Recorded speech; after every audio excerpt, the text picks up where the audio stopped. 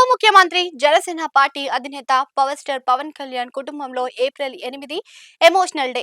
ఈ సందర్భంగా ఆయన సతీమణి ఆనా లెజినోవా సోషల్ మీడియాలో చేసిన లేటెస్ట్ ట్వీట్ ప్రస్తుతం వైరల్ గా మారింది. నిజానికి నేడు అఖిరానందన్ పుట్టినరోజు. అదే సమయంలో గత ఏడాది ఇదే రోజున సింగపూర్ లో జరిగిన అగ్ని ప్రమాదంలో మార్క్ శంకర్ ప్రాణాలతో బయటపడిన సంఘటన ఆయన గుర్తు చేసుకున్నారు. తన ట్వీట్ లో ఆమె భావోద్వేగంగా స్పందిస్తూ అఖిరానందన్ కు పుట్టినరోజు శుభాకాంక్షలు. తమను ఎదుగుతున్న తీరు మాకు ఎంతో గర్వంగా ఉంది. ప్రతి విషయానికి లోతుగా అర్థం చేసుకోవాలనే ఆసక్తి అఖీరాలో కనిపిస్తుంది. కొత్త విషయాలు నేర్చుకోవాలనే తపన ఎప్పుడూ ఉంటుంది అని పేర్కొన్నారు. అదే సమయంలో గత ఏడాది జరిగిన భయానక ఘటన కోసం మాట్లాడారు. సరిగ్గా ఇదే రోజు మా కుటుంబానికి అత్యంత కష్టమైన రోజు. సింగపూర్ లో జరిగిన అగ్ని ప్రమాదంలో మార్క్ శంకర్ చిక్కుకున్నాడు. ఆ సమయంలో మా కుటుంబం పూర్తిగా వణికిపోయింది.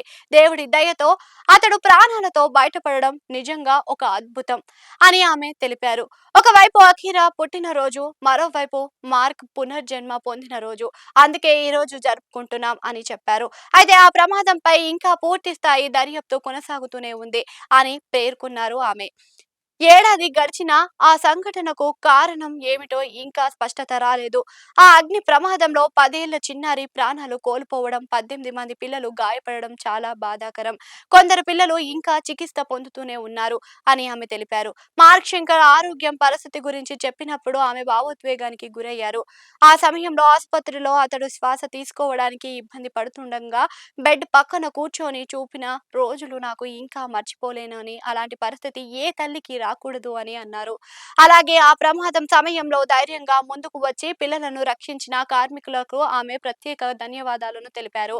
మార్క్ తో పాటు పలువురు పిల్లలను కాపాడిన వారు నిజమైన హీరోలు. వారి సేవను మేము ఎప్పటికీ మర్చిపోలేం అని కృతజ్ఞతలు తెలిపారు. అయితే ట్వీట్ తో పాటు ఆనా లెజినోవా ఆ ప్రమాదానికి సంబంధించిన ఫోటోలు, అలాగే తిరుమలలో తలనీలాలను సమర్పించిన సందర్భంలోని చిత్రాలను కూడా పంచుకున్నారు. మొత్తానికి ఒకవైపు ఆనందం, మరోవైపు గతంలోని భయానక అనుభవం. ఈ రెండింటిని కలయికలతో ఏప్రిల్ 8వ తేదీ తమ కుటుంబానికి ఎప్పటికీ మర్చిపోలేని రోజుగా నిలిచిపోయింది అని ఆయన పోస్ట్ ద్వారా తెలియజేశారు.